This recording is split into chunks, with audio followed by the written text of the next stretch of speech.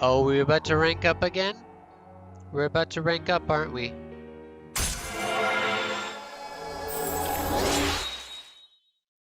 I only now just realized we didn't do that before the last ending.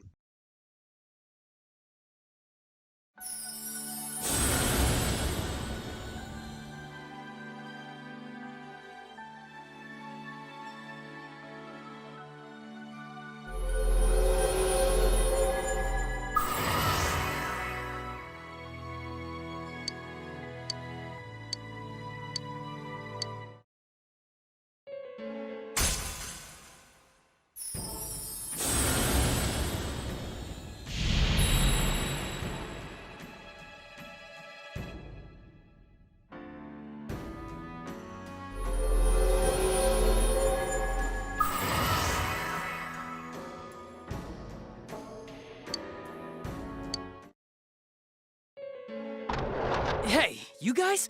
What are you doing? You can't be in here. Oh, crap!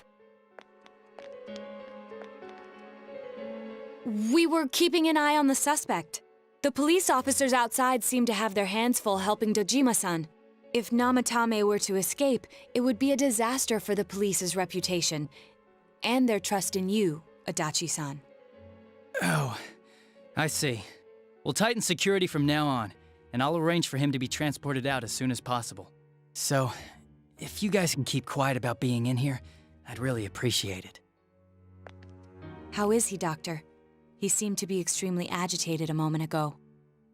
Good improv, Naoto, by the way. He seems fine for now, but he really needs his rest. Outside, everyone. Doctor's orders. Understood. We should go too. Let's get back to Nanako-chan's room.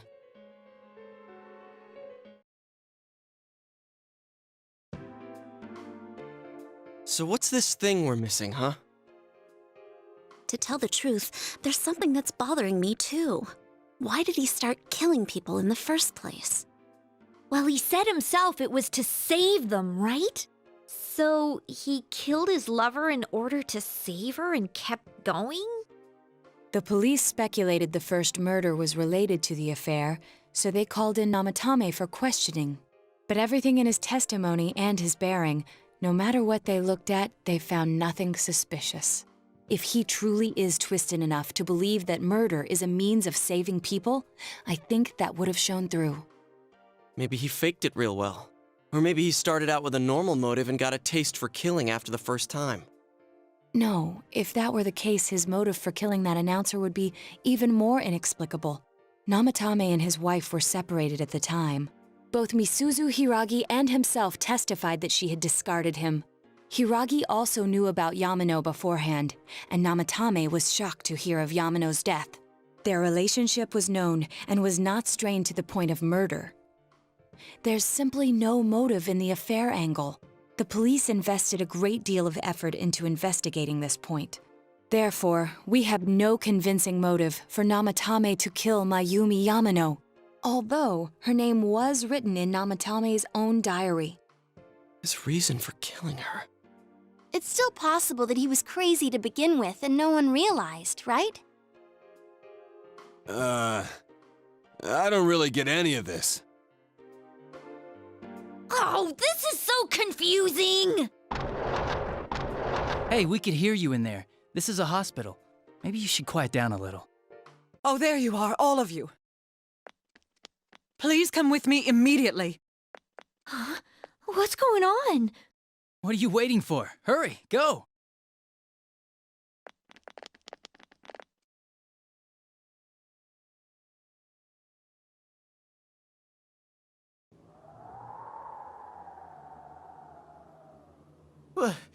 Where am I? Is this Teddy's world? This doesn't quite feel like it, though. I remember being at the hospital. That's right, Nana-chan. I couldn't do anything. Why do I even exist?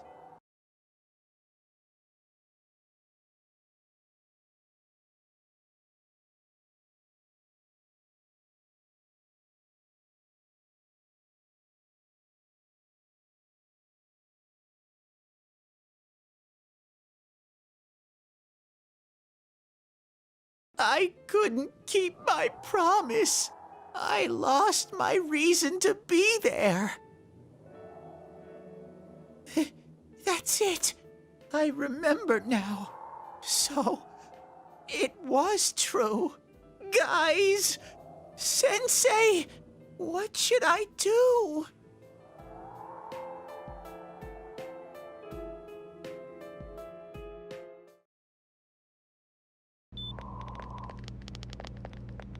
Oh, there they are. Nanako-chan came around. Huh? What did you just say? Nanako-chan's alive?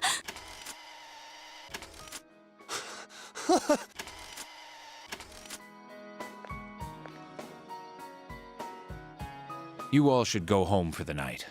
I'll speak with Dojima-san tomorrow about Nanako-chan's treatment. It's rather chilly outside. If it starts snowing, be careful not to catch a cold.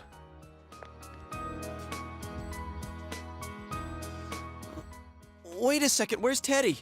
I noticed he didn't come with us when we went to Namatame's room. You're right. That's weird. I figured he wouldn't move from Nanako-chan's side. Teddy, where did you go? Oh yeah, he has a cell with him. Wait, I shouldn't use mine inside the hospital. I'll try calling him up once we're outside.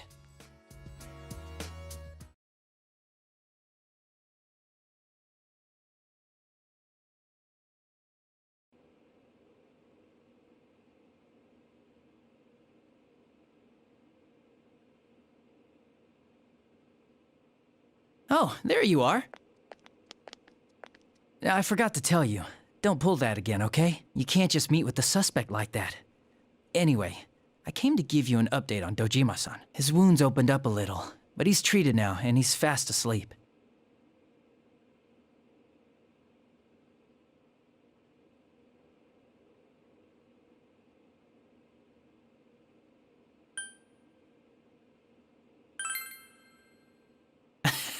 Well, I bet he wouldn't want his nephew to be worrying about him anyway.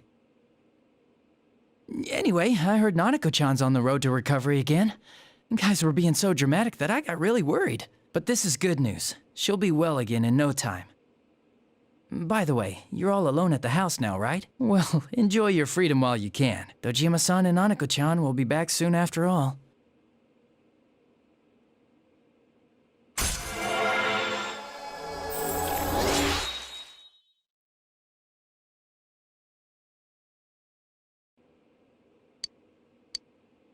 Well, I better head back. You go home too, before it gets too late. See ya.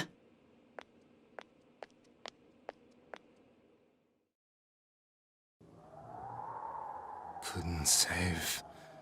I couldn't save. Why? Mayumi. And that girl too. I couldn't save them. Huh? What's the matter? Feeling guilty all of a sudden? Sheesh.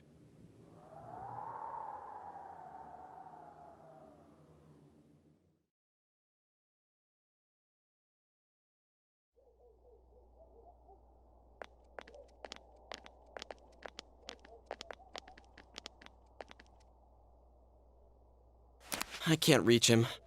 Did that stupid bear forget to charge the battery? We took a quick look around the hospital, but there's no sign of him. I wonder where he went. Oh, it's snow. Hey, you're right. Wow, it's been a while since I last saw real snow. It doesn't look that pretty, though, because of this fog. I guess this makes it the first snow of the year. It's freezing. Let's go home.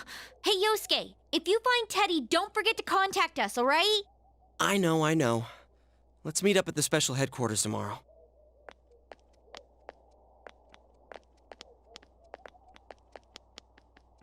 Man, that Ted. I hope he just went back home by himself. He's probably fine. But I'll hurry home just in case. Well, see you tomorrow.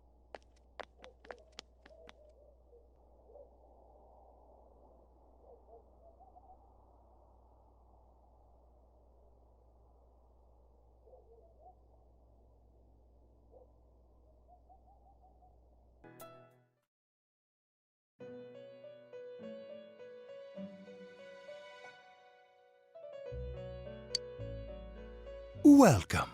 It's been quite some time.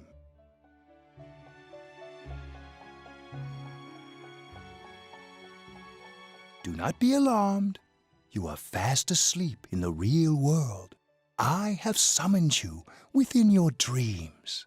Now then, your journey has taken you quite a distance thus far. Do you believe you'll be able to successfully solve this mystery? Splendid! The precise destination of this vehicle, that too is getting rather hard to judge. If we continue driving blindly, we may end up leading you further away from the mystery that you must reach. Well, why don't we take a moment to look back on your journey? It was for that purpose that I summoned you here tonight. Margaret?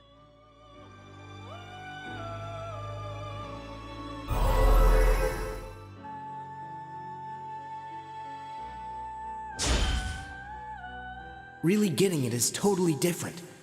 I mean, really finding yourself. I've been trying not to think about it all this time.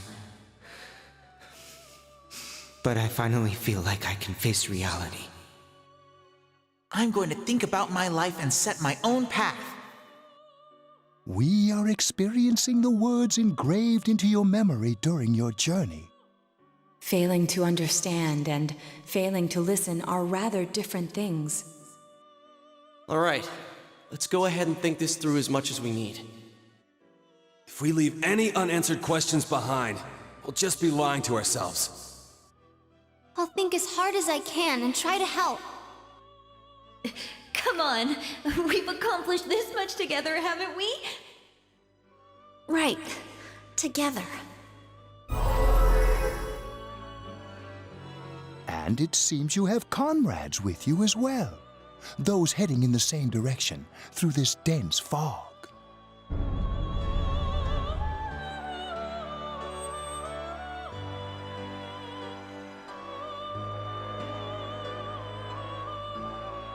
We'll be parked for the moment while I confirm our current heading.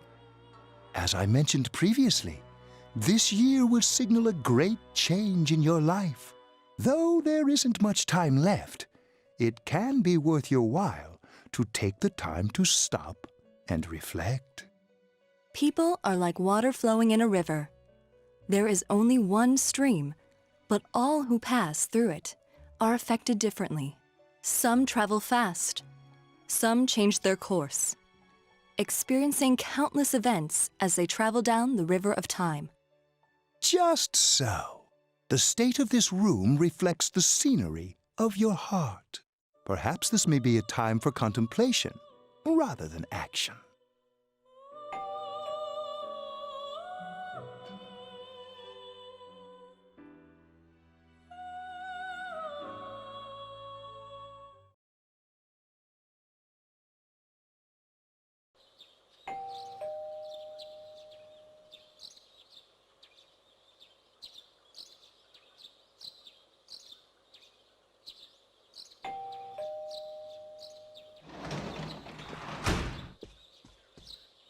Teddy's missing. I looked all over the neighborhood, but I couldn't find him anywhere.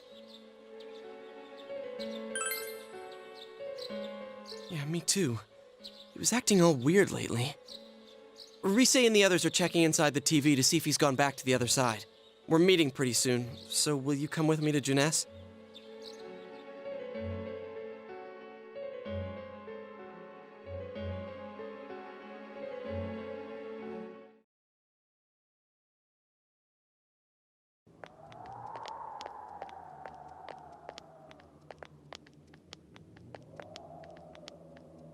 It's no use, man. We can't find him. No luck for me either. I didn't sense anything over there. The fog's so dense it might be affecting my readings. I wish I could do better. I'm sorry. That Ted. Don't tell me he really went back to his world this time. We told him over and over that he could stay here.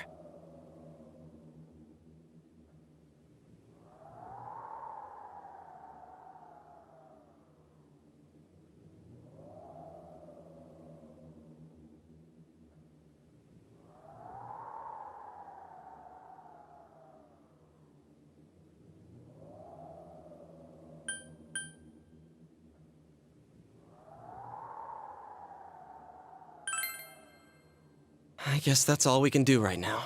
He plays dumb a lot, but he's attached to us deep down. He wouldn't disappear without saying anything, right? I'm worried for Teddy myself, but let's trust in him and await his return. Right now, we must concentrate on the case. It won't be long before Namatame is transferred to another location. We must hurry, or we will miss our only chance to get his perspective on this. You know, I've been thinking about the case since, but something just doesn't seem right. Let's quickly review the facts. Of all the victims, only 2 were killed. Miss Yamano, the announcer, and Saki-san. From the documents we found in the car, we know Namatame had some sort of dealings with them. After that, there were multiple attempted murders in which we were targeted. It was only when he took Nanako-chan that we caught him in the act, identifying his modus operandi in the process. When I hear you put it like that, sounds like the dude's guilty. As a result of Namatame's arrest, the police admitted that Mitsuo Kubo was a mere copycat killer. Back up to yesterday. Remember when you said Namatame didn't have a motive to kill the announcer? That's what's bothering me. Right. Either he's completely nuts, or we're misunderstanding something. You lost me. She's trying to say that if Namatame is sane, then there may be facts in the case we don't know about yet. Sane or insane? Sounds like a play I saw before. When he talks about saving people, what does that actually mean? I don't think there's any doubt that it includes kidnapping people and throwing them into the TV. Could he mean saving them through death? He did call himself a savior and said that the other side is a wonderful world. So they'll be saved if they die? What a bunch of crap! The bastard should have gone and saved himself. What do you think, Senpai?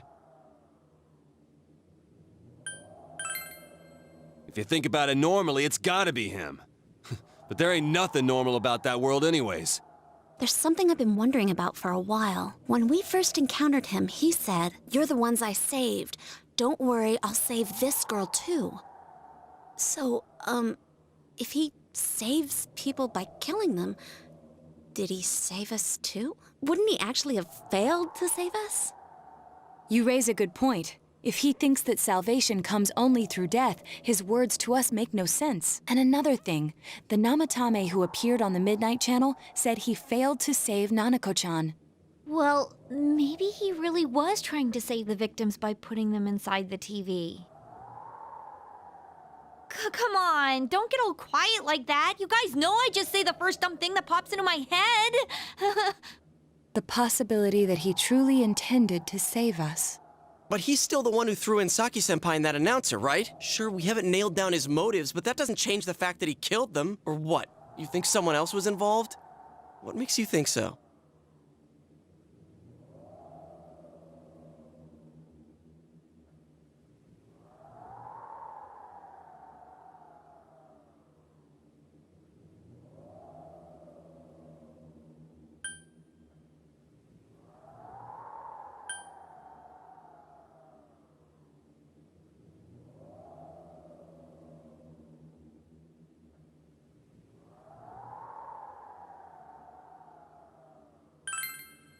Morning letter? Oh yeah! Whatever happened to that thing? If Namatame's the killer, he must have been the one who wrote it, right? Let's review them.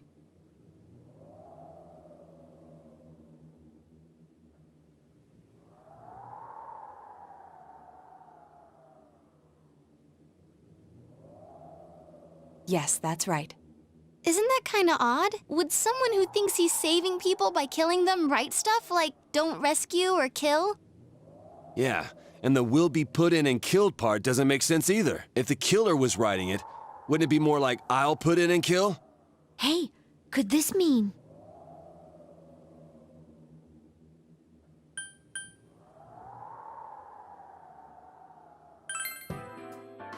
Yeah, it's almost like someone else wrote this letter. But only the killer would write such a letter and deliver it to Dojima-san's house, right? If someone else wrote it, that could only mean... Dear God. Since this is such an unusual case, I was absolutely convinced that other than the Kubo incident, there was one culprit. So Namatame really was trying to save his victims? Everything is exactly the opposite of what it first seemed. In Namatame's parlance, failing would have been the first 2 cases when the victims died. If he had used his method twice and failed both times, he would hardly have continued using the TV. And yet he did. It all seems to suggest that someone else wrote this warning letter while observing the entire case. Someone else? Then it wasn't Namatame that killed Saki-senpai and the announcer? We can't say for certain yet. We urgently need to speak with Namatame face to face.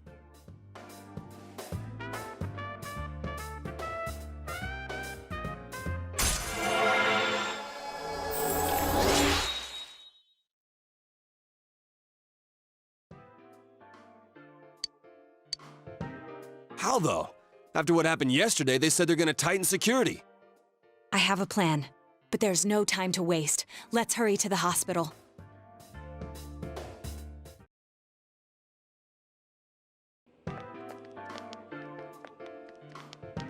Hey, this place is off limits. I'm a consultant with the police. I'd like a few words with Namatame-san. May I go in? This is Unit 252, requesting confirmation on an ID. Name of Naoto Shirogane. Huh? Ah. Understood. I see. Well, you're on the list. I can give you a few minutes, but I'll have to record your conversation with him for security purposes. Not that I expect you'll get anything coherent out of the guy. He's been spouting nothing but gibberish. I'd like him to accompany me as well. He has no identification, but this is an emergency situation, and he's here in Detective Dojima's stead. Huh? Detective Dojima sent him? I wasn't informed of this. I'll vouch for his identity. Well, I guess it's better than dealing with the man himself. We have our hands full with the transport procedures, so the last thing we need is Detective Dojima running wild. Detective Adachi is busy somewhere too. This is Unit 252. Huh? I see. Has something happened? There's something about a suspicious object out in the lobby. Ah, well then, this works out nicely. You should back up your colleagues downstairs. We'll keep watch over Namatame-san. A disturbance in a hospital lobby, after all. It sounds serious. If anything happens, hit the nurse call button. I'll leave the rest to you. Understood. Please be careful. I knew they were undermanned, but I didn't expect it to go this smoothly. Wow! There's nothing much inside that suspicious object, so he won't be gone long. All right, and now's our chance to talk to Namatame.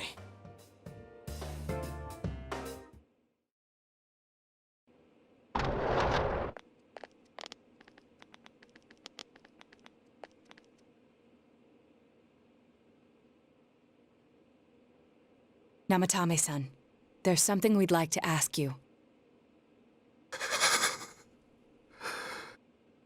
It's tempting to think that you were the culprit behind this entire case, and to be honest, there are many in this town who hope you are, but we are here to learn the truth. So please, answer our questions. Huh?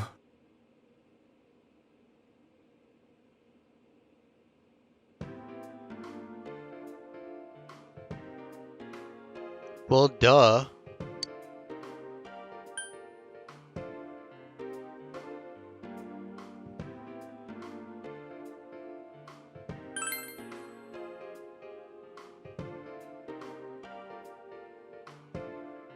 They were killed. I couldn't save them.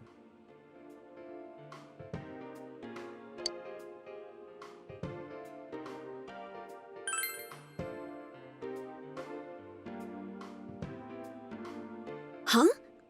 Me?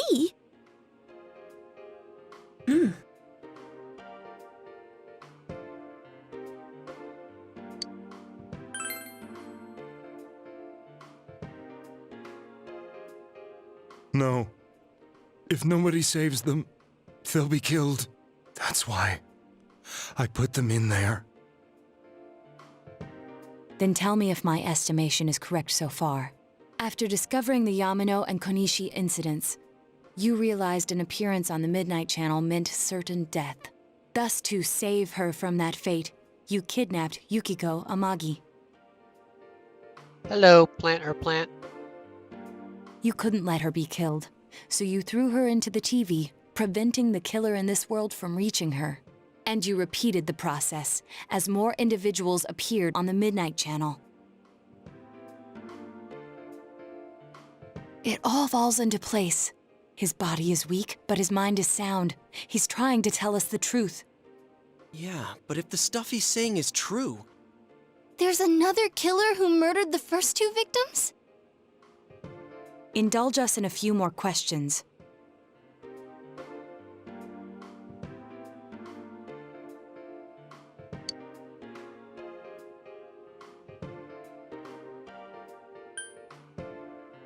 Well, he's not going to know this.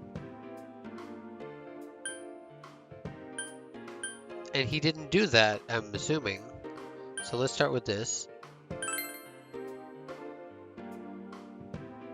I didn't know. I never thought it would be that kind of place.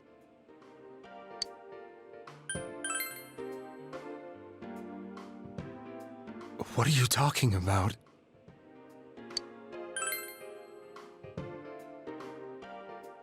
I have no idea. I want to know that too. As I thought. You believe me? Did they find him? Did they find the one who did such cruel things? Mayumi. Please calm down. Our ability to find the culprit rests on you. We know about the other world.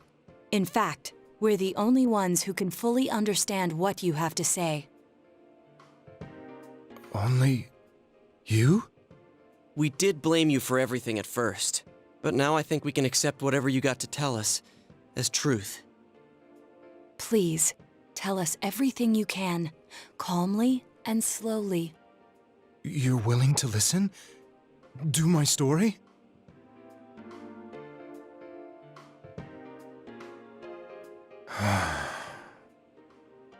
All right.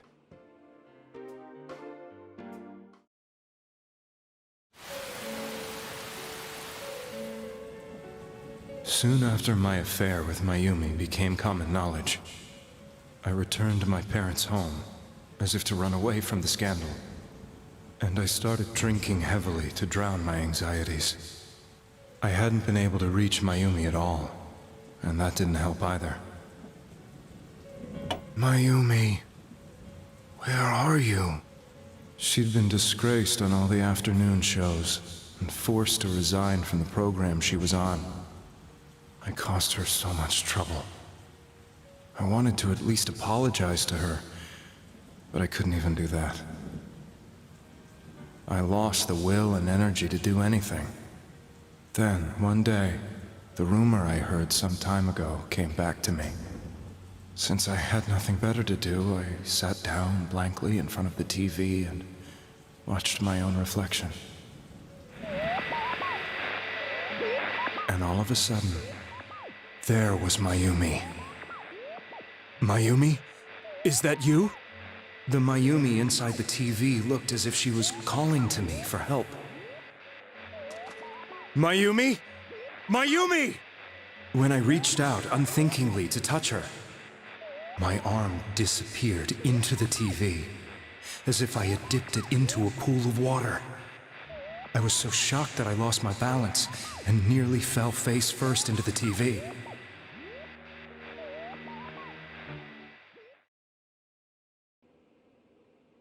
I was so scared. I couldn't understand what just happened. I thought maybe I'd gone insane. In the end, I decided to think of it as just a dream, and I went back to the city the next day after finishing work. The next afternoon when I got to work, I was fired on the spot, as I expected. That wasn't what broke me, though. It was